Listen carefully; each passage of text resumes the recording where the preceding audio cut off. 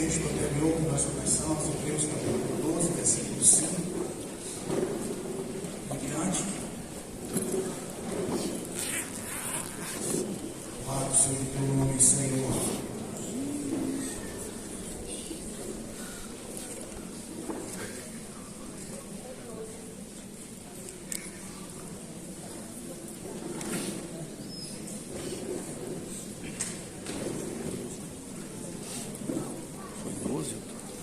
E estáis esquecidos da exortação que, como a filhos, discorre convosco. Filho meu, não menosprezes a correção que vem do Senhor, nem desmaies quando por ele és reprovado. Porque o Senhor corrige a quem ama e açoita a todo filho a quem recebe. É para a disciplina que perseverais, Deus os trata como filhos. Pois que filho há que o pai não corrige? Mas se estáis sem correção, de que todos se têm tornado participantes, logo sois bastardos e não filhos. Eu queria frisar aqui essas 4 palavras que são ditas nesse texto. Não menosprezes a correção do Senhor. Se Deus está te corrigindo, não trate essa correção com desprezo. Não desmaies quando por ele você for corrigido. Não desmaies. Não se abata de tal forma que Deus não possa te alcançar. O Senhor corrige. E a última palavra: o Senhor açoita a todo o filho a quem Ele quer bem. Palavras duras e fortes, que revelam a grandeza desse amor e a seriedade com a qual Deus trabalha para a nossa santificação. Deus sabe como muitas vezes nós fazemos escolhas e andamos por caminhos que o desagradam. Mas como Ele não desiste de nós, Ele está dizendo: não menospreze a correção que eu estou fazendo a você.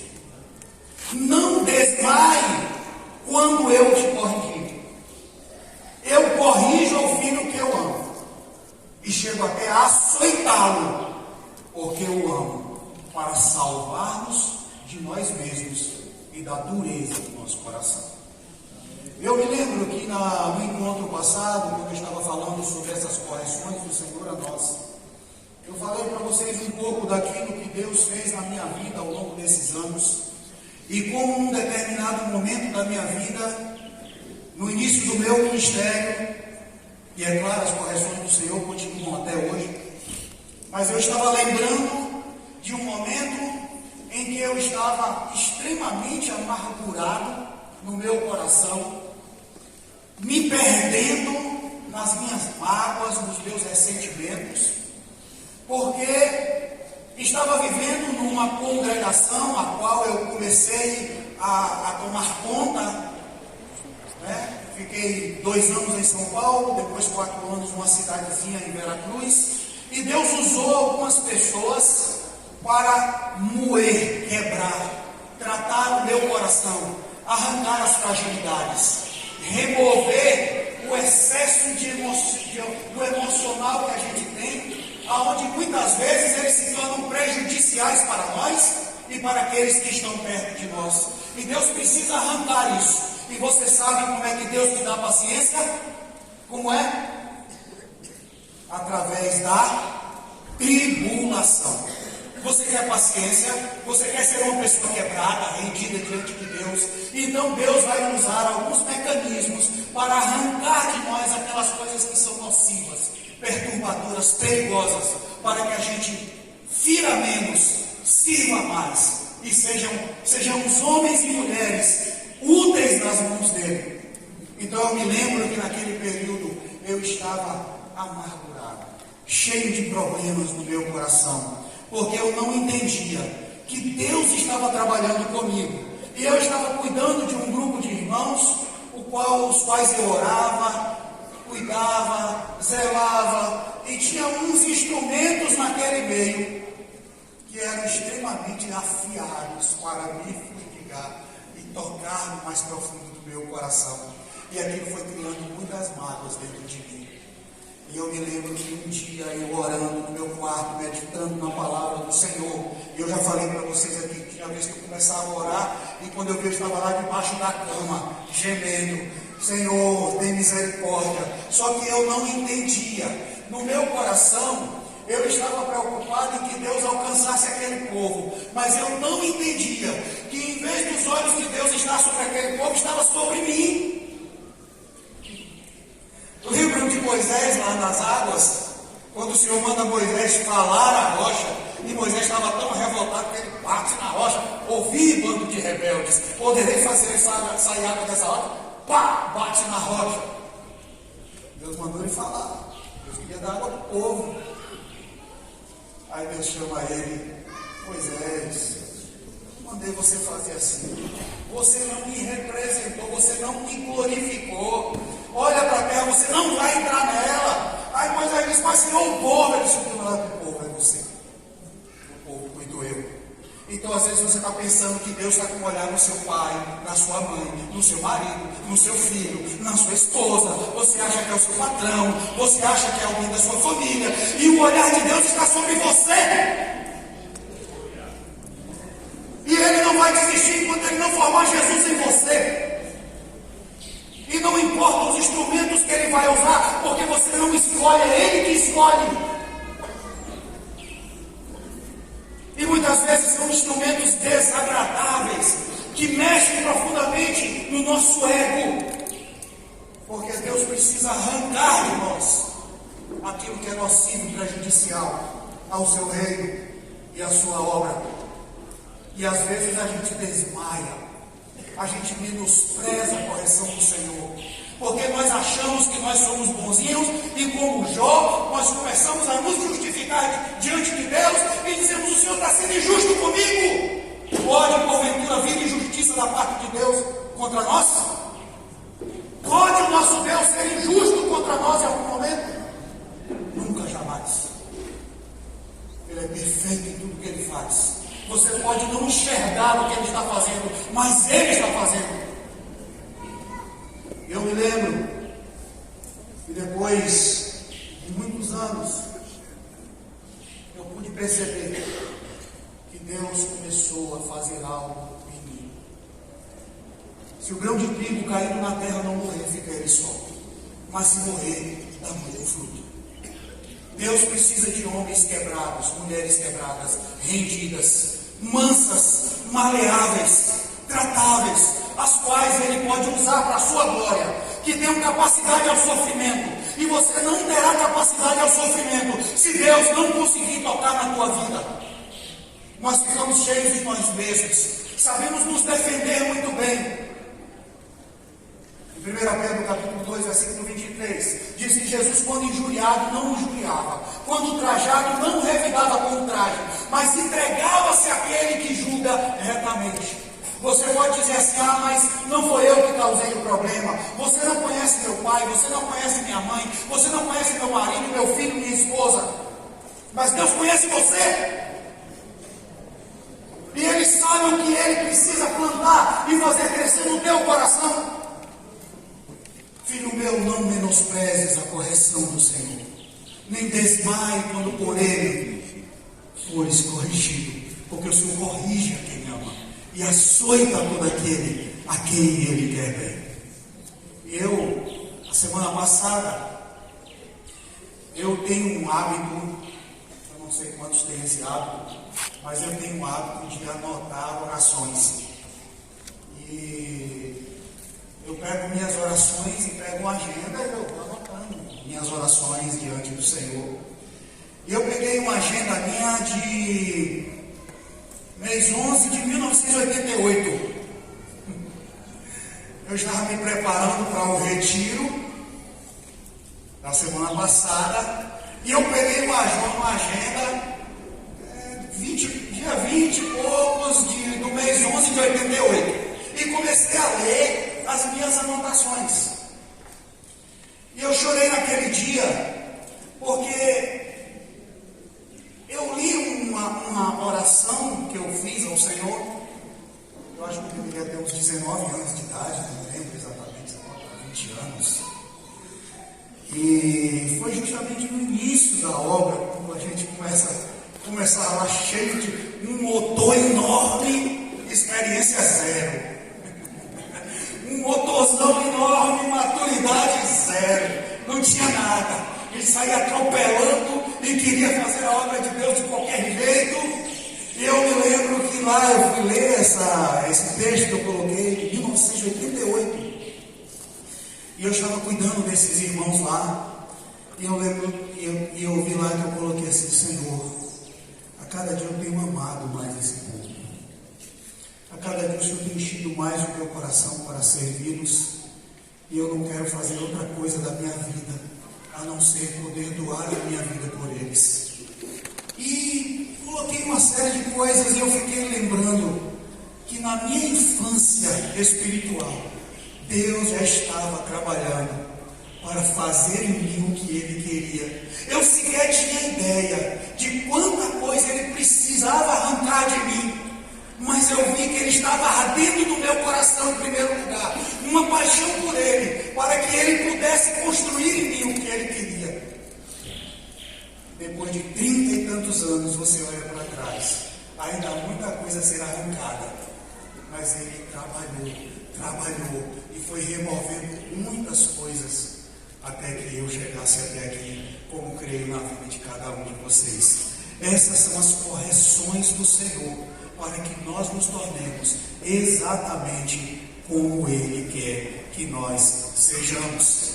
Paulo disse que Deus precisou colocar um espinho na carne dele para arrancar o orgulho do seu coração, para que ele não se ensoberbecesse. Moisés, no capítulo 8 de Deuteronômio, diz que o Senhor nos leva para o deserto, para nos humilhar, para nos provar e afinal nos fazer bem. Em Hebreus, no capítulo 5, versículo 8, diz que Jesus, embora sendo filho, aprendeu a obediência pelas coisas que sofreu. E você? Você acha que você deve ter uma vida totalmente confortável, na qual Deus não vai trabalhar em você para que você seja o homem e a mulher que Ele quer? O jovem que está aqui, a qual Deus está falando ao seu coração, chamando você para a obra, o Espírito te incomodando. Você acorda de madrugada, o Senhor está falando com você, Ele vai te corrigindo, porque Ele quer que Deus, porque Ele quer construir em você e tornar você um homem que Ele planejou. Eu olho para os meus filhos, olho para um monte de jovens que tem aqui, e eu fico lembrando lá, eu pegava a Bíblia de madrugada, Senhor, fala comigo, Senhor, fala comigo. Eu lembro a época de fita cassete, não tinha esse negócio de MP3, não tinha nada, era fita cassete. Aí eu gravava a Bíblia, os livros da Bíblia, e deitava e botava e ficava ouvindo a palavra, para que ela entrasse no meu coração, porque eu queria que Deus me transformasse. Olha os processos de Deus na nossa vida, irmãos. Você não tem noção do que Deus vai fazer e quer fazer através de você, mas se você resistir, se você desmaiar, se você desprezar a correção do Senhor, Deus não vai conseguir concluir aquilo que Ele quer, porque muitas vezes nós nos endurecemos em nosso coração. Eu vi muita gente boa começar bem e não concluir a caminhada. Eu vi muita gente boa começar bem e não conseguir terminar. Porque você precisa aproximar de Deus com humildade, com rendição, e deixar que Deus trabalhe em você. O caminho de Deus é perfeito, mas é o caminho dele, não é o seu. A forma que Ele trabalha é perfeita, mas você deve se render. E à medida que você se rende, a glória dele vai aparecer na tua vida, de uma forma linda e maravilhosa. Deus nos corrige, Deus trata conosco, Deus trabalha em nosso coração, e nós precisamos entender isso. Muitas vezes, quando você reclama e murmura, e às vezes até se torna indiferente a Deus, você pode perder uma obra de Deus profunda no teu coração. Tem um texto em Jó que eu gostaria que vocês lessem, que é Jó capítulo 33.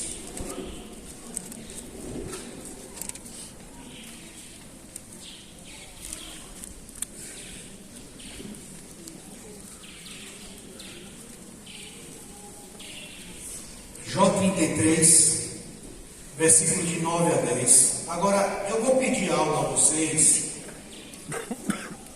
Eu não queria que você lesse na sua Bíblia, não. Pedi que você abrisse, depois você lê em casa. Mas eu queria ler esse texto aqui na Bíblia, na tradução da Bíblia Viva. Se alguém está usando a Bíblia JFA no celular, você tem a Bíblia Viva no seu celular. Não é? E a Bíblia fala, a palavra fala que você não deve desmaiar com as correções do Senhor.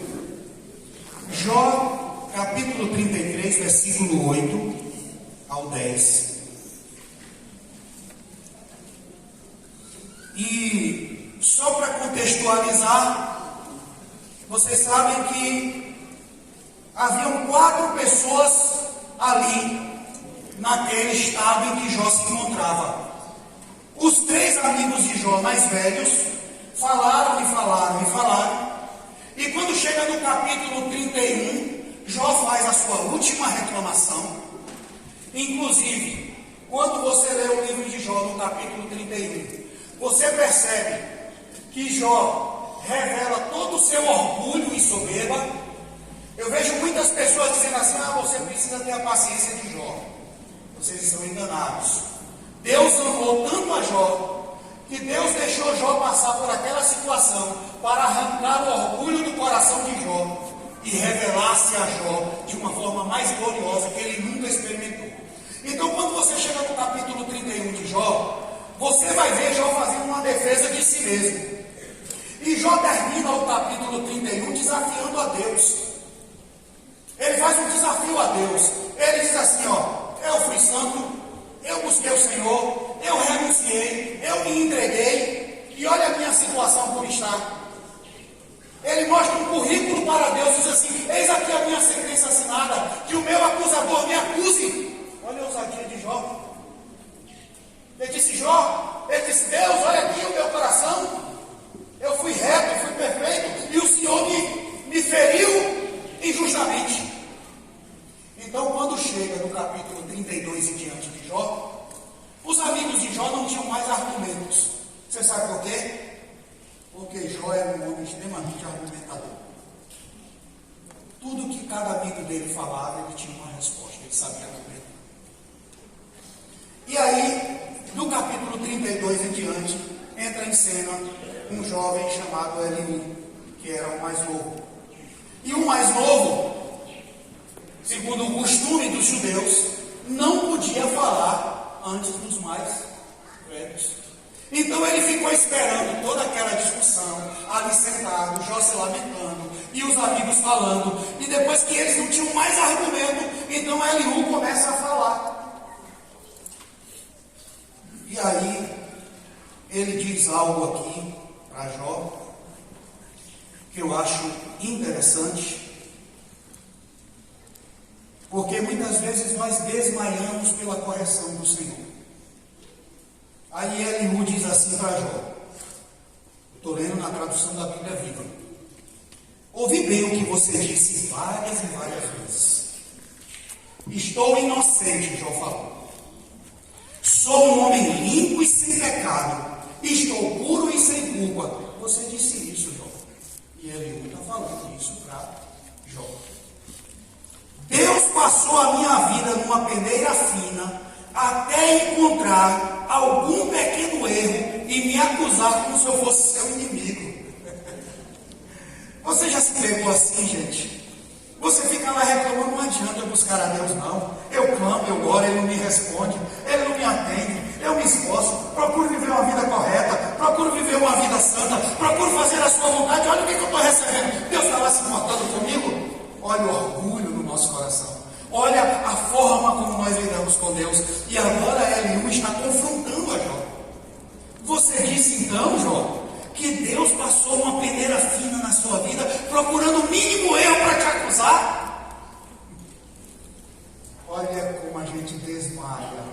com a correção do Senhor.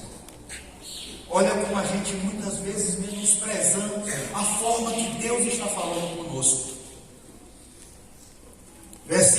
Agora eu quero que vocês vão para o versículo 13, se estiverem com a tradução da Bíblia Viva. E por que você se queixa de Deus dizendo que Ele não responde às palavras dos homens?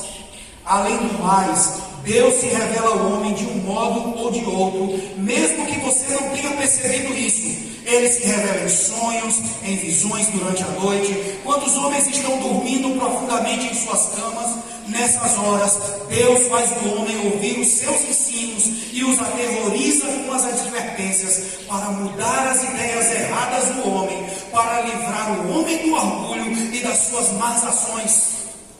Eliú estava dizendo para Jó: Jó, você reclama que Deus não está te ouvindo?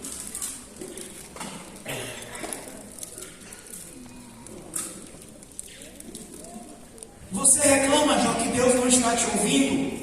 Você não consegue compreender que Deus está trabalhando, mesmo que você não esteja entendendo? Deus fala com você pelas madrugadas. Deus inquieta o teu coração. Deus traz ao teu pensamento os teus pecados e os teus erros. Deus te aterroriza com advertências para mudar as ideias erradas do homem e para livrar o homem do orgulho e das suas más ações. Porque o Senhor corrige aquele que ama e açoita todo aquele a quem Ele quer bem. E muitas vezes nós desmaiamos porque não conseguimos entender o caminho que Deus está falando conosco. Você já percebeu quando você perde o sono? Você já percebeu pelas madrugadas que o Espírito de Deus muitas vezes está falando a você? Deus está tentando te livrar do orgulho e das más ações, de situações que precisam ser arrancadas do nosso coração. Aleluia. Bendito seja o nome do Senhor. Alguns pontos sobre a correção do Senhor. O primeiro ponto sobre as correções do Senhor a nós é que ela é um sinal de que nós somos filhos de Deus. Se Deus está te corrigindo, meu irmão, e se Deus está te repreendendo, é porque você é filho, é porque você é amado. Todo mundo que é pai aqui, quando vê o filho no erro, você vai e o corrige, porque você o ama. Se você não estiver sendo corrigido por Deus, ou se você não estiver ouvindo a correção do Senhor, alguma coisa está errada. Mas Deus nos corrige porque nós somos filhos amados. Amém. Porque Ele não desiste de nós. Porque Ele está insistentemente querendo formar Jesus em você. Porque Ele quer arrancar de você o orgulho, a soberba. Ele quer arrancar de você essas deformações que muitas vezes nos tornam totalmente diferentes deles. Porque você é filho. Porque Ele te ama. Você está se sentindo aterrorizado por Deus? Ele te ama. Deus está falando no teu coração e chamando você à mudança. É porque Ele te ama. Ele poderia nos fulminar. Ele poderia nos destruir. Mas Ele não desiste, irmãos. Ele vai usar um irmão, Ele vai usar uma pessoa próxima, Ele vai usar situações, Ele vai falar com você através do seu espírito, Ele vai falar através da palavra, Ele vai falar através de sonhos. Deus não desiste, é isso que Eliú estava dizendo para Jó. Jó, você diz que Deus se esqueceu de você? Você não sabe que Deus não desiste. Ele continua falando para arrancar de você o orgulho e te livrar das suas más ações, Jó. Você se acha tão justo? Deus nos trata assim porque nós somos filhos de Deus. E porque somos filhos, Ele nos corrige. Se sinta amado, meu irmão, minha irmã que está aqui nessa manhã. Se sinta amado. Eu, há algum tempo atrás, alguns anos atrás, eu dei uns vacilos aí, e eu lembro que Eliseu, sentado com ele, conversando, e ele me fez uma série de correções. E naquele dia eu saí para casa, fui para casa e meu coração estava chateado. Eu estava chateado por causa das correções que eu havia recebido naquele momento. Eu me lembro que eu entrei em casa E na hora que eu entrei em casa, o Espírito falou assim para mim: quem você pensa que você é? Você precisa disso. Você precisa dessas correções. E aí você vai parar para pensar. E dói porque justamente toca na ferida. Toca na ferida. Mas às vezes você quer escolher um instrumento que Deus vai tratar com você. E às vezes o instrumento não é nem tão educado, né? Às vezes o instrumento é duro, fala sem rodeios, não mede as palavras. E porque ele não mediu as palavras, então você não considerou uma correção do Senhor? É isso? Porque você queria que ele fosse meu amado, meu querido, meu lindo, meu belo, te desse beijinho no rosto. Você quer escolher na mão de quem ele quer colocar no chicote, porque você gostaria que fosse dita a você as verdades por doces palavras, e às vezes vem assim, não é? Vem aquele que vem com a conversa molinha, mas dois, entra lá no fundo do quarto, vai logo,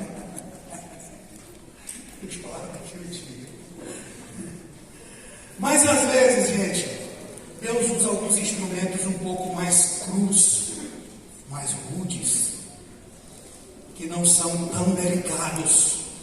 A pergunta que você deve fazer é: Deus está falando comigo? Porque não importa se aquela pessoa te falou de forma muito firme e muito dura. Você tem que se perguntar: Deus está falando comigo e essa correção vai me livrar? Quantas vezes nós deixamos de ouvir uma correção porque aquele irmão não falou tão delicadamente conosco? E aqui eu não estou incentivando ninguém a ser grosseiro. Eu acho que quanto mais nós nos aproximamos de Cristo, mais graciosos nós somos e mais amorosos nós somos com os erros do nosso irmão. Mais misericordiosos nós somos com os erros do nosso irmão. Em Gálatas 6:1, se algum irmão for surpreendido em alguma falta, vós que sois espirituais, corrigiu tal com espírito de brandura. Se algum irmão for surpreendido numa falta,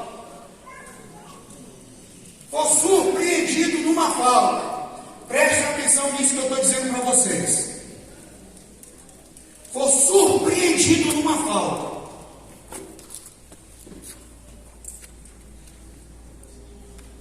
às vezes nós dizemos assim: ó, fulano não confessou, foi descoberto. Tiago está dizendo o quê? Se esse irmão foi surpreendido, você faça o quê? Trate mais duro do que aquele que confessou. É isso que Gálatas, né? Gálatas 6:1. Trate mais duro do que aquele que confessou. É isso que a palavra está dizendo? Não. Se o irmão foi surpreendido numa falta, vós que sois espirituais, conduziu tal com espírito de brandura, olhando por você mesmo, para que você também não caia. Porque o problema não é se o irmão foi surpreendido, é se na hora que ele foi surpreendido, ele se rende e diz: eu pequei. Isso é o importante. Então você olha para que você também não caia, porque você pode se orgulhar e ao corrigir, Deus te rejeitar. Você vai pesar demais a sua mão. Você vai querer pisar em quem já está caído. Deus não se agrada disso. Amém. E aí você pode ser reprovado por Deus. Embora você esteja falando a verdade, mas a verdade deve ser dita em amor, em misericórdia, para a salvação. A disciplina é para a salvação. Amém. Sempre. Sempre. Até as disciplinas mais rígidas da palavra é para a salvação. Entregue a Satanás para a salvação. Exclusão para a salvação. Para que haja arrependimento. Para que haja o mover de Deus e traga o arrependimento. Então nós precisamos precisamos, irmãos, entender que ao sermos corrigidos, é porque nós somos filhos de Deus. E muitas vezes Ele vai usar instrumentos para tratar conosco. Mas esses instrumentos é para a nossa salvação. Não importa ser educado, polido, bonitinho, cheiroso. O importa é se Ele está sacudindo você e dizendo: acorda! Olha para onde você está indo, meu irmão. Cuidado com esse caminho. É assim que Deus faz. Deus nos trata como a filhos. As correções do Senhor é uma garantia do cuidado, do amor de Deus por nós. Ele nos corrige porque Ele nos ama. As correções do Senhor é uma forma de nos livrar do pecado. Seja qualquer tipo de pecado, as correções do Senhor é para nos livrar do pecado. E nós lemos aqui Jó 33, de 13 ao 17. Agora eu queria que vocês fossem comigo para o versículo 26 ao versículo 30. Repito para vocês, estou indo pela tradução da Bíblia Viva. Jó 33, versículo 26. Ele fará orações sinceras a Deus e receberá respostas. Esse aqui já é o homem arrependido. Fará orações sinceras a Deus e receberá resposta. Viverá feliz na presença de Deus e será considerado justo. Depois ele dirá a todos: eu pequei, cometi injustiça, mas Ele me perdoou. Ele não está dizendo para Jó: Jó, quando o homem se arrepende, abandona o orgulho. E ele fará orações sinceras diante de Deus. E ele reconhecerá: eu pequei, cometi injustiça, mas o Senhor me perdoou. Porque você foi sincero diante de Deus e diante da correção que Ele faz a você. Mas aí Eliú continua dizendo, versículo 28, Deus me livrou do castigo merecido, impedindo que eu descesse a cova, e viverei para desfrutar dos caminhos da luz. Sim, Deus faz essas coisas acontecerem na vida do homem, em alguns casos, 2 ou 3 vezes, para livrar esse homem da morte e fazer brilhar sobre ele a luz da vida. Olha o que Eliú está dizendo para Jó. Deus corrige esse homem, e Deus aperta esse homem para livrá-lo da morte. Meu irmão, minha irmã que está aqui nessa manhã, Deus está com o olhar dele sobre você, para arrancar do seu coração aquelas coisas que não são dele. Ele muitas vezes nos angustia a alma, para livrar a nossa alma da morte, nos libertar do nosso orgulho e fazer de nós o tipo de homem e mulher que Ele quer. Mansos, rendidos, quebrados. Homens e mulheres que estão quebrados por Deus. São pessoas acessíveis. São pessoas que Deus pode contar. São pessoas que Deus pode usar para a sua glória. Porque essas pessoas estão sendo quebrantadas pelo poder de Deus e transformadas para o seu louvor e glória. Aleluia! É uma forma que Deus usa através de suas correções para nos livrar do pecado. Lembra esses pecados recorrentes que ficam às vezes nos rondando? Pensamentos, ideias, comportamentos, atitudes, e você luta contra ele, e de repente você se vê de novo no mesmo erro, e você tenta de novo, e você se vê de novo no mesmo erro. Às vezes você desiste de confessar, você diz: não vou confessar mais não, já está virando brincadeira, mas no seu coração você está incomodado, porque o Espírito está dizendo: vem, vem, não se entregue, eu te santifico, eu te lavo, eu te purifico, eu te transformo, vem. E Satanás está dizendo no seu ouvido: tem jeito para você não, tem jeito para você não adianta. Mas Jesus disse assim: as minhas ovelhas ouvem a minha voz. Aleluia! Eu as chamo pelo nome. Elas me seguem. Jamais ouvirão o estranho. Antes fugirão dele. João capítulo 10. Se o inimigo está dizendo para você: não tem jeito para você, a voz do Espírito está dizendo para você: venha. Amém. Lembra do filho pródigo, meu irmão? Minha irmã. Para mim, aquela parábola lá em Lucas 14, né? Do filho pródigo, é a situação do mais profundo arrependimento. Voltarei e direi para meu pai: pequei contra o céu diante de ti, já não sou digno. Mas ele não esquecia do pai. Ele se achava indigno, mas ele não esquecia do pai. Ele não estava dizendo: eu vou voltar para a casa do pai. Ele estava dizendo: eu voltarei para meu pai. Ele conhecia o pai, ele sabia que o pai era misericordioso. E o pai estava o quê? Aguardando o seu retorno. É assim que Deus faz, nos corrigindo, irmãos. E você sabe de uma coisa? Deus às vezes deixa a gente quebrar a cara, porque Ele nos ama. Lembra que o filho pródigo pediu a parte da sua herança e foi embora? O pai negou? Não, deu. E às vezes Deus permite. A gente insiste tanto nos nossos erros. E Deus deixa. Porque você só vai aprender, às vezes, pela dor mais profunda. Mas Ele não desistiu de você. Amém? Olha, não estou dizendo que Deus empurra ninguém ao pecado. Pelo amor de Deus. Eu estou dizendo que às vezes nós insistimos no nosso próprio caminho. E Deus fala, e muitas vezes Deus diz: tá bom, vou deixar. Você quer? Não é isso que você quer? Vai.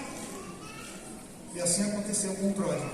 Mas quando ele voltou, ele disse: eu não tenho mais direito de nada. Não era um pecador orgulhoso voltando cheio de direitos. Ele disse assim: olha, pai, eu pequei contra o Senhor e contra ti, não sou digno, eu não sou digno, mas eu sei que o Senhor é amoroso, misericordioso, perdoador. O Senhor não se esquece. Eu sei, por isso eu voltei. O Senhor pode me colocar aqui como um dos teus empregados. O pai disse: jamais, jamais, você é meu filho. Você é meu filho. Dê um banho, põe a roupa, põe o anel no dedo. Você é meu filho. Ele não desistiu. É assim o nosso pai nos corrigindo. Deixa às vezes a gente andar por caminhos tortuosos, porque Ele nos ama. Ele não desiste de nós. É uma forma de nos livrar do pecado. Vamos para 1 Coríntios capítulo 11, versículo 31 e 32. As correções do Senhor têm alguns propósitos a nós.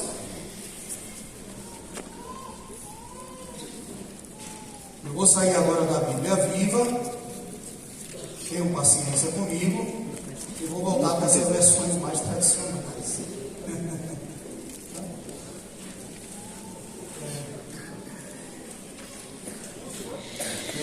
1 Coríntios 11, 31 e 32.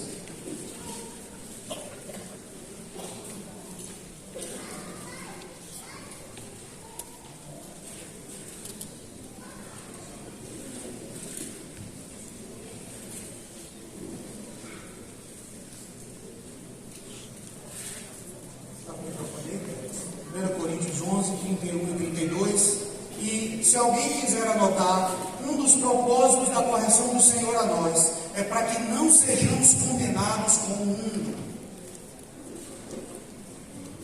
1 Coríntios 11, 31 e 32. Contudo, se nós tivéssemos a cautela de julgar nós mesmos, não seríamos condenados. No entanto, quando somos julgados pelo Senhor, estamos sempre corrigidos a fim de que não sejamos condenados juntamente com o mundo. Um dos propósitos da correção do Senhor, porque você é filho, Ele não vai te condenar como condena o mundo. Eu não sei se vocês lembram lá em João capítulo 16, a partir, eu acho, do versículo 9 e em diante, né? Fala: quando Ele vier, convencerá o mundo do pecado, da justiça e do juízo. Do pecado, porque não crê em mim. Da justiça, porque eu vou para o Pai e vocês não me verão mais. E do juízo, porque o príncipe deste mundo já está julgado. Quando o Senhor nos corrige, é porque Ele não quer que nós sejamos julgados e condenados como o mundo. Ele quer que nós nos tornemos participantes da sua santidade como filhos de Deus, os quais Ele chamou e comprou com o seu sangue. O mundo já está julgado. O mundo já está condenado. O príncipe deste mundo já está julgado. A sentença já está dada. Para você não. Romanos capítulo 8 diz: portanto, nenhuma condenação há para os que estão em Cristo Jesus. Aleluia! Então, quando Ele nos corrige, é para que nós não sejamos julgados com o mundo, porque o príncipe deste mundo já está julgado. Mas o nosso Jesus, Ele nos chama para que nós sejamos homens e mulheres arrependidos, quebrados, tratáveis, rendidos diante dEle, perdoados, para que não sejamos condenados com o mundo. Você não é mais de lá. Efésios capítulo 1, versículo 13, o qual nos tirou do reino das trevas e nos transportou para o reino do seu Filho amado. Tirou você do reino das trevas e te transportou para o reino do Filho amado. Mudou o governo. Mudou o governo. Ele que governa. Aleluia. Então, para que não sejamos condenados com o mundo, esse é um dos propósitos da correção do Senhor. Um outro propósito da correção do Senhor a nós é para que nós possamos compartilhar da santidade de Deus e vivamos uma vida santa e agradável a Ele. Ele corrige para que nós sejamos santos. Você está num caminho tortuoso, errado, o Senhor está te corrigindo. O Senhor está falando com você pelas madrugadas. O Senhor está te incomodando através do Espírito Santo. O Senhor está usando um irmão, uma irmã. O Senhor está usando pessoas próximas a você para dizer: volte, conserte-se. É para que nós sejamos participantes da sua santidade. Perto, lê para mim, Hebreus 12, 10, 11 e 14.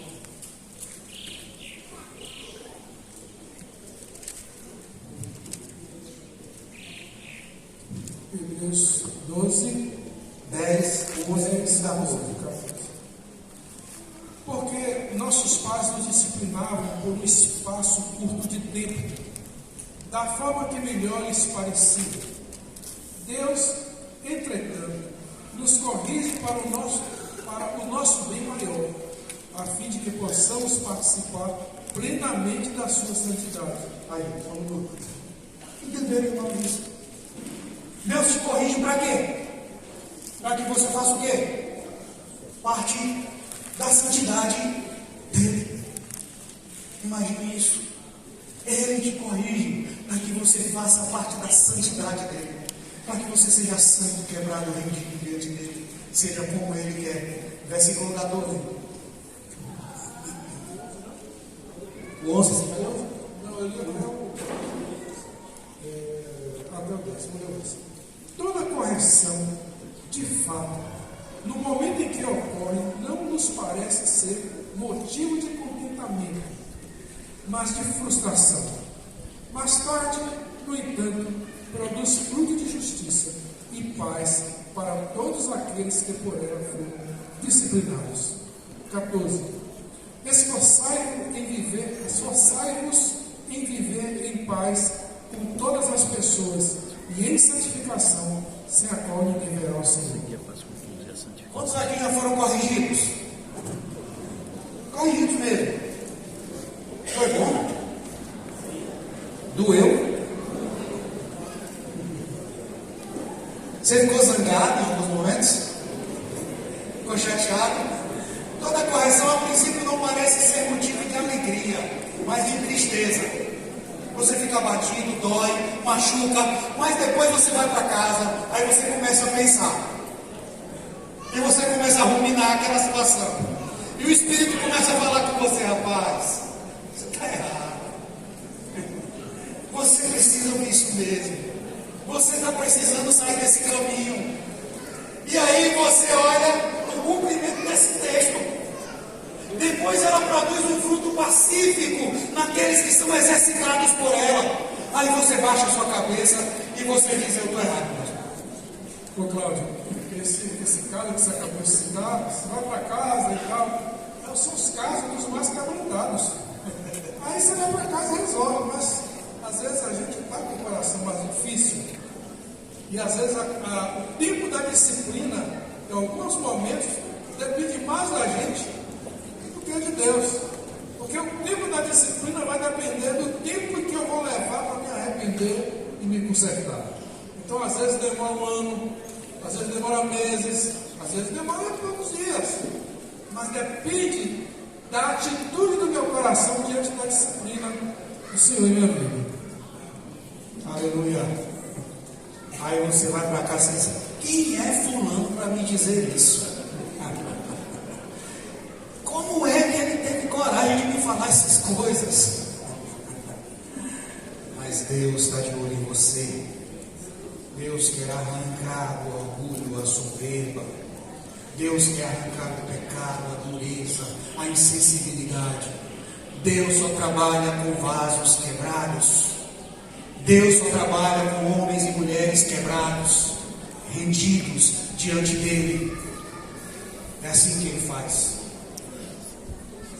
Então, as correções do Senhor, ela tem um propósito de nos tornar participantes da santidade de Deus, de nos tornarmos homens que participam dessa santidade, mulheres que participam dessa santidade, e Ele não vai desistir enquanto Ele não completar a obra que Ele começou. Quais são os resultados, irmãos, das correções do Senhor na nossa vida? Que fruto que ela produz? Primeiro, as correções do Senhor, ela vem nos ensinar a suportar as adversidades. Quando você é corrigido por Deus, provado, tratado, você vai aprendendo a suportar as adversidades. Logo no começo da nossa caminhada, a gente é muito sensível. Às vezes, qualquer coisa nos ofende, nos machuca, nos fere, mas à medida em que o tempo vai passando, e Deus vai tratando com você, e você vai se submetendo, tem coisas que já não vai lhe machucar mais.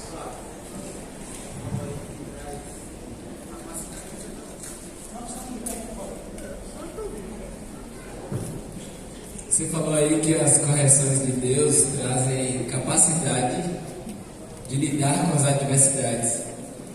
Eu pensei aqui que as correções de Deus trazem para nós maturidade. Amém? É verdade. À medida que Deus vai nos corrigindo, nós vamos amadurecendo. Isso que você falou, que com o tempo já mudou. Então, eu lembrei do violão. Quando você começa a aprender a tocar violão, dói o dedo. E vai doendo, o cara aparece, coca, e mais cutucado, coca. Depois de um tempo você está calejado. E o dedo já não dói mais. Então Deus vai nos calejando através do tratamento que Ele vai fazer na nossa vida, né? As correções do Senhor vêm para nos ajudar a suportar as adversidades. Deus precisa arrancar em você o que é frágil demais, o que você precisa mudar dentro de você. Então Ele corrige, Ele prova, Ele testa, Ele vai deixando você passar por adversidades para que você se transforme na pessoa que Ele quer. Salmo 119, versículos 67 e 71, que foi 2 textos que eu usei no encontro passado. Vocês não quiserem abrir, não precisa, pode anotar. Salmo 119, versículo 67. Foi-me bom ter sido afligido para que aprendesse a tua palavra. O salmista admite que na aflição ele se rendeu à palavra. Foi-me bom ter sido afligido. Você já teve um momento assim, que depois que você passou por toda aquela prova, tribulação, dificuldade, você diz assim: puxa, como foi bom eu ter passado por aqui? Quem já passou por isso? Eu falei 67 agora, né? Invertido. 71. E gente, quando eu comecei no ministério, eu me lembro que isso está ainda de 88, não era pastor nem nada, né? E aí fui ajudar um primo meu em São Paulo. E olha, cheguei em São Paulo, cheio de ânimo, de vigor para pregar, para fazer a obra. Sofrimento atrás de sofrimento, dificuldade atrás de dificuldade, moinho de Deus. A coisa não aliviou. criava. Agora você sabe de uma coisa? Hoje eu olho e lembro de São Paulo. E você sabe que às vezes me dá saudade daqueles momentos que eu passei em São Paulo. Eu fiquei 4 anos em Veracruz, cuidando da igreja lá. Só sofrimento. Cheguei lá, com um motorzão para trabalhar, vou ganhar vida, fazer a obra, Deus vai fazer acontecer. Sofrimento, necessidade, dificuldade, padecendo, e chorava, e clamava. Hoje eu olho para trás e digo, como foi bom eu ter passado por aqui. Como foi importante aquelas privações, os açoites, o desprezo, traições. Traições, a gente trai, você não pode. Você se acha melhor que ele? Ele foi traído. Muita coisa aconteceu. E hoje eu olho para trás e diz assim, como foi bom eu ter passado por isso. Me tornou um homem melhor, mais quebrado. 71 é salmo. Foi bom ter sido afligido para que aprendesse a tua palavra. Então, meus irmãos, a provação, as tentações, ela vem, muitas vezes, as correções do Senhor, para levar você, a se submeter à sua vontade, para tornar você uma pessoa mais quebrada, mais rendida diante dele. O outro texto, 67, agora, Salmo 119, 67. Antes de ser afligido, andava eu errado, é esse? Que hora que eu troco. Antes de ser afligido, andava eu errante, mas agora eu guardo a tua palavra. Ah, você estava errando, você estava obstinado, você não reconhecia seus erros, você não percebia que o caminho que você estava tomando era um caminho de morte. Deus traz aflição. Você sabe por quê? Porque você é filho. Tenta uma coisa, não dá certo, tenta a outra, não dá certo, vai por uma porta fecha, você tenta abrir outra, complica. Você pede socorro a uma, não dá certo, você clama a outra, não. Deus disse, eu fechei, acabou, não vai. Ou você se rende, acabou. Foi muito bom ter sido afligido para que aprendesse a tua palavra. Então, as correções do Senhor, ela vem justamente para que a gente aprenda a suportar as adversidades. Aleluia! Vem para nos livrar também, irmãos, da rebelião. Rebelião. Aquilo que eu falei no início aqui. Você diz assim, eu oro, Deus não está ligando para mim não. Deus não se importa comigo não. Você sabe por que Ele está permitindo essa tribulação, essa angústia que você está passando? Para extrair de dentro de você a rebeldia. Ele quer você quebrado, até que nada mais importe, até que somente Ele importe. O Senhor não me deu, o Senhor é perfeito. O Senhor não respondeu, o Senhor é perfeito. O Senhor é o meu tudo. Eu tenho o Senhor, o Senhor é minha riqueza. Eu sou rico, o Senhor está comigo. Aleluia. Lembra do Salmo de Asaf, do Salmo 73? Asaf começou a reclamar.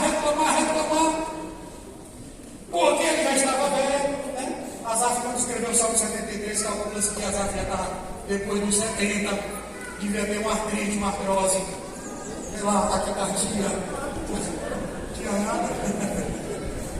Doença é maldição. Fala, minha irmã.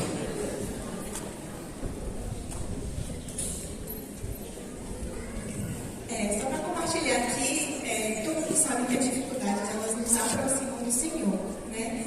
E tudo que você falou aí, eu me vi, e assim, em um dos momentos que eu, pensando sobre as tempestades, o Senhor me deu uma palavra, e eu fui escrevendo, eu queria compartilhar esse texto com vocês, que eu escrevi com o meu Espírito, que tempestade a gente pode atribuir à correção, à dificuldade. Então, tudo que você falou aí corresponde exatamente ao texto que eu escrevi. E o título do texto diz assim: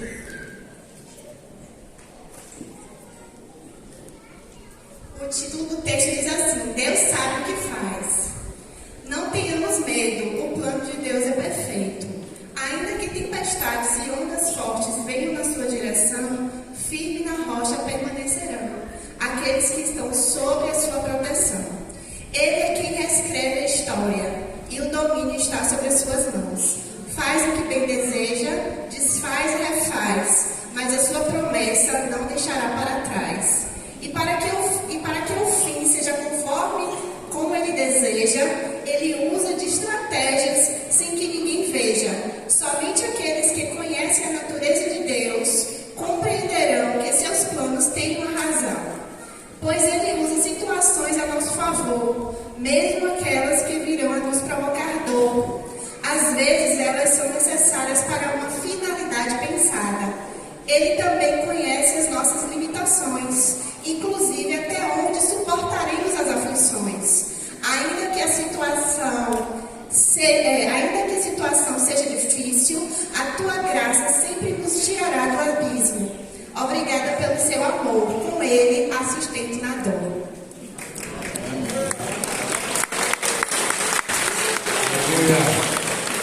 Gente, é isso que Deus extrai de nós no meio das aflições. Ele deixa que a gente passe por aflições para extrair o melhor de nós. Você pode escolher o caminho da rebeldia, da rebelião, e não experimentar essa obra transformadora de Deus. Mas todos que se rendem a Deus se tornam vasos quebrados em suas mãos e útil para o seu reino. Ele quer que você seja útil, quebrado, rendido. Quer que você seja um vaso de bênção na casa dele. Mas ele não trabalha com homens e mulheres inteiras. Ele trabalha com pessoas quebradas. Como Rosival costuma repetir sempre, o problema não é o outro, é você, sou eu. Eu sou o meu maior problema. E Deus está de olho em mim.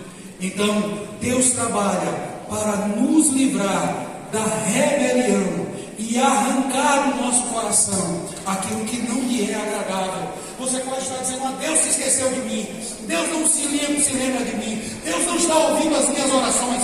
Ele quer arrancar essa rebelião, até que nada mais importe, somente Ele. Para quem iremos nós? Tu tens as palavras de vida eterna. Ele é a minha suficiência, Ele é o meu tudo. Se Ele der, tá bom, se Ele não der, tá bom, Ele é o meu tudo. Aleluia. É assim que Ele trabalha em nós, nos corrigindo, moldando e mudando o nosso coração a cada dia. Bom, irmãos, andando na vontade de Deus, nós podemos sofrer adversidades. Eu estou passando por isso. Na vontade de Deus você passa por adversidades. Estando no centro da vontade de Deus, você passa por aflições e adversidades. Às vezes essa adversidade, ela vem como resultado da guerra espiritual que está se desenrolando sobre nós. Satanás não para de trabalhar. O inferno está nos atacando de todos os lados. E às vezes, você estar na vontade de Deus não é uma garantia que tudo vai estar bom. Pode às vezes as coisas estarem apertando.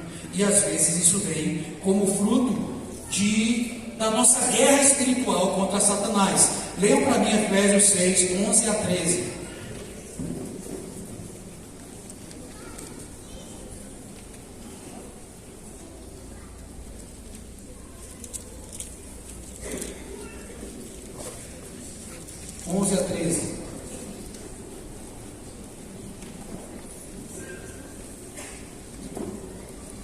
Efésios 6, de 11 a 13. Revesti-vos de toda a armadura de Deus, para poderes ficar firmes contra as ciladas do diabo. Porquanto nossa luta não é contra os seres humanos, e sim contra principados e potestades, contra os dominadores desse sistema mundial de trevas, contra as forças espirituais do mal nas regiões celestiais. Por esse motivo, vesti toda a armadura de Deus, a fim de que possais resistir firmemente no dia mau, e, havendo batalhado até o final, permanecereis inabaláveis, sem retroceder. Você pode estar passando também algumas adversidades por conta da guerra espiritual que nós estamos travando neste mundo. Satanás, os demônios, o mundo, a carne. São N situações que se desenrolam e que muitas vezes nos angustia o coração. Você pode também, andando na vontade de Deus, passar por essas adversidades como um teste para fortalecer a sua fé. E eu gosto muito desse texto, 1 Pedro 1, versículos 6 e 7. 1 Pedro 1, versículos 6 e 7.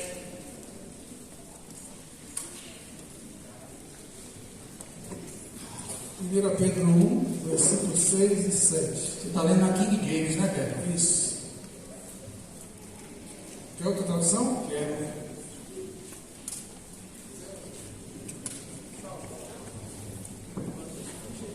Pedro 1, versículos 6 e 7.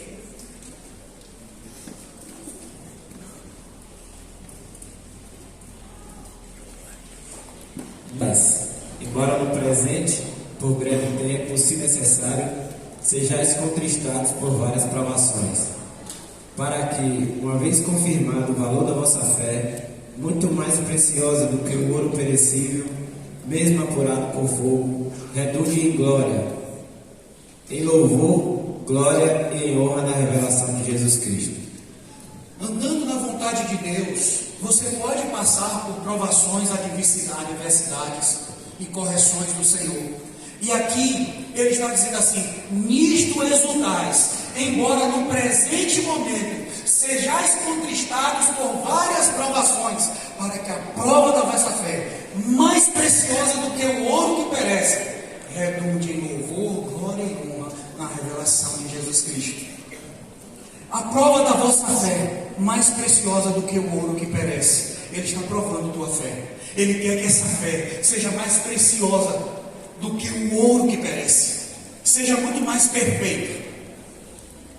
Nós passamos por adversidade andando na vontade de Deus, como uma forma de aprendermos a consolar o outro. Vocês sabem, irmãos, que quem sofre consola melhor? Amém? É verdade, amém. Quem sofreu consola melhor? Tem gente que põe a Bíblia debaixo do braço e só sabe aplicar a Bíblia. Nua e crua, seca, sem graça. Lembra da mulher adúltera? Todo mundo com pedras para atirar nela. A lei de Moisés diz que ela deve ser apedrejada. Jesus não diz nada, porque ele encontrou um caminho de graça para salvar. E às vezes nós somos muito duros nessa aplicação. Então quem sofre, passou por aflições e decepções, é mais misericordioso. Você já viu, vou usar um exemplo mais um pouco fora. Você já viu que quem não tem filho sabe criar filho? Você já viu isso? Como é que pode? Será que esse pai não está vendo? O pai está lá com 3, 4 filhos, cada um com uma natureza diferente, sofrendo barbaridade para ensinar os princípios do Senhor, o caminho do Senhor, uma dificuldade. O outro está de lá, não tem nenhum filho, diz: olha lá, não aplicou, não tem manual, não aplicou a palavra do Senhor. É Chico, porrada. Aí quem já criou filho, né? Eu criei 4, Rosival 2, Alberlândia 3, Neto 3. Quem criou filho? Aí você vai se transformando mais misericordioso. O pai vem de lá desanimado, sofrendo. Meu irmão, o Senhor vai dar a vitória. Meu irmão, aplique os princípios, mas tenha paciência, tenha misericórdia. Deus vai salvar. A semente está aí. Então, quando você sofre, você aprende a consolar. Somente aqueles que não sofreram são duros, secos e insensíveis. Mas à medida que você vai sofrendo, a Bíblia diz que Jesus era o que? Isaías 53, homem de dores e que sabia o que era padecer. Homem de dores e que sabia o que era padecer. Em Hebreus, no capítulo 4, diz que nós não temos um sacerdote que não possa se compadecer das nossas fraquezas, porque é um que, como nós, em tudo foi tentado. Ele andou pelo meu caminho, ele sabe o que é ser homem, ele conheceu as minhas aflições, ele se identifica comigo. Hebreus 7,25, porque nós não temos um sacerdote que não possa se compadecer das nossas fraquezas. Ele vive sempre para interceder por nós. Interceder por mim. Porque ele sofreu. Então, irmãos, andando na vontade de Deus, às vezes você vai passar por aflição, para que você saiba consolar aquele que também está passando por aflição. E se você está tratando o seu irmão com muita dureza, com muita crueldade, e não está tendo resultado, sai e chama um que já sofreu um bocado. Ele vai ajudar, ele vai socorrer. Porque às vezes não adianta ficar batendo o tempo todo. A obra é do Espírito. Não pense que as suas palavras, a sua dureza, a aplicação vai salvar. É a obra do Espírito no coração de cada um de nós. Às vezes você falou para aquela pessoa várias vezes e a pessoa não entendeu. Um dia outra pessoa chegou lá, falou uma palavra, a pessoa entendi. Porque não é você, é ele quem faz. Já falei várias vezes. Isso já aconteceu comigo. Eu repeti uma coisa com uma pessoa durante anos e um dia a pessoa ouviu uma coisinha lá. Rapaz, eu entendi. Graças a Deus. Se fosse lá atrás, quando o Cláudio estava seco, cru, eu ia dizer, poxa, já falei tantas vezes, o cara agora vem para cá dizendo que entendeu. Já falei várias vezes para ele. Então, irmãos, andando na vontade de Deus, Deus permite que a gente passe por adversidades, para que nós nos tornemos mais misericordiosos e saibamos consolar aqueles que estão passando por aflição. Nós pastores, às vezes, ficamos numa vitrine. Eu já vi irmãos chegar para a gente, né, para mim, eu acredito que para vocês também, e tem um irmão lá com problema, sei lá, porque está pecando, ou porque não se envolve, ou por aí em situações. Aí tem gente que chegou para mim e disse assim, rapaz, será que o presbitério não está vendo isso? Hã? Só que eles não entendem o que é o coração de um pastor. Eu me lembro que uma vez eu tinha um discípulo que não está mais conosco, e esse camarada me deu trabalho, e um dia ele sumiu, desapareceu. E aí um dia eu fiquei pensando, quando eu encontrar ele, eu vou pegar ele, botar o dele. Aí eu encontro o cabra na rua, fui andando em direção dele. Aí o Espírito falou assim, é assim que você trata meus filhos, Cláudio? É dessa forma? É teu filho? Aí eu cheguei perto dele, dei um abraço nele, meu irmão, como é que você está? Ele, que já vinha já todo armado, ele ficou assim parado. Depois ele disse assim para mim, rapaz, eu pensei que tu ia acabar comigo. Eu ia. Mas teu pai intercedeu por você. Teu pai teve misericórdia de você. Teu pai está tendo misericórdia de você, meu irmão, minha irmã. E está levando você a passar pelo sofrimento, para que você saiba consolar. Amém. Aqueles que estão passando por aflições. Essas são as correções do Senhor a nós. Hoje, os irmãos às vezes aprontam, né? Fala, a gente olha assim, aí a gente fica sempre querendo salvar. Sempre gastamos todos os cartuchos para salvar. E quem está de fora diz assim, mas será que os pastores não estão vendo? Estamos. Mas quando a gente chega perto do cabra, aí o cara, rapaz, tem misericórdia de mim, eu errei mesmo. Eu sei que eu errei, mas me dá mais uma chance. Então aí você desmonta, aí você pega a ovelha, bota nas costas e vamos caminhar. Só quem sofre, irmãos, consegue entender isso. Então, quando nós passamos por essas aflições, é para que saibamos consolar dentro da igreja do Senhor os que estão passando por muitas tribulações e dificuldade. Agora, irmãos, em todas as nossas adversidades, devemos buscá-lo com humildade e sujeição à sua vontade. Se você está passando por uma dificuldade, uma correção do Senhor, um tratamento do Senhor, vá para Ele com humildade. Não seja orgulhoso. Eu já falei com Deus, Deus não liga para mim. Eu clamo, Ele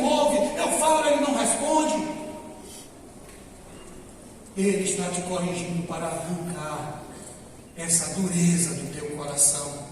Então vá para Ele com humildade. Salmo 138, 6.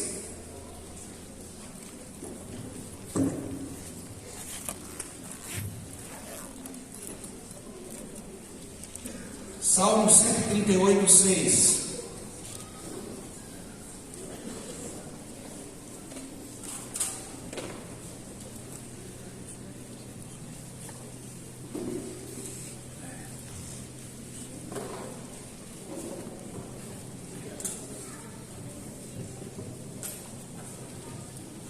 O Senhor é excelso, contudo, atenta para os humildes.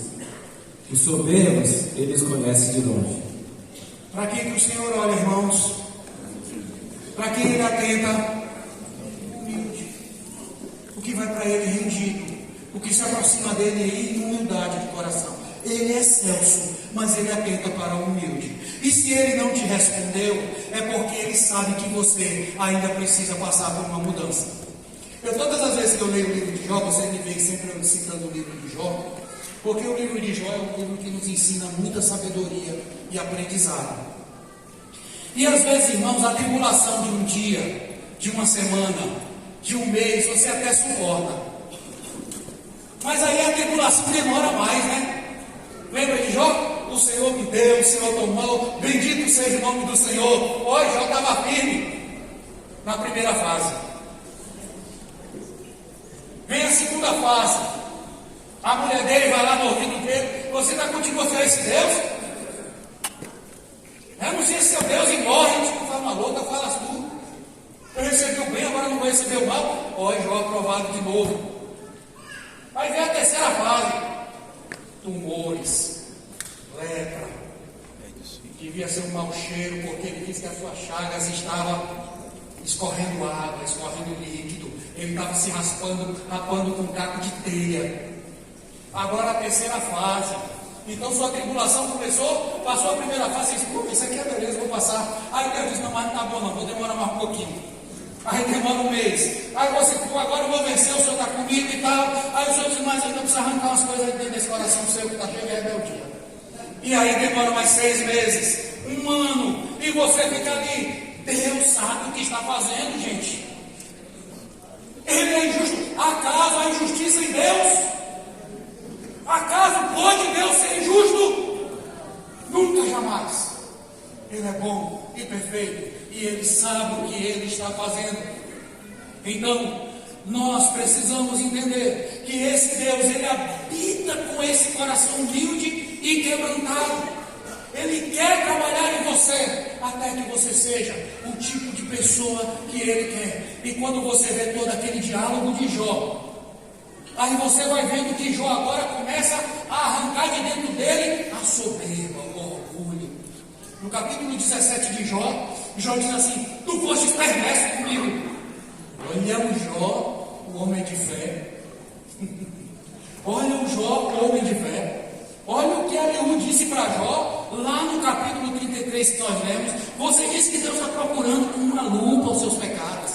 Deus está procurando os teus pequenos erros para te condenar, porque você se acha santo. Aproxime-se de Deus em humildade, meu irmão e minha irmã. Isso tudo é amor, é misericórdia.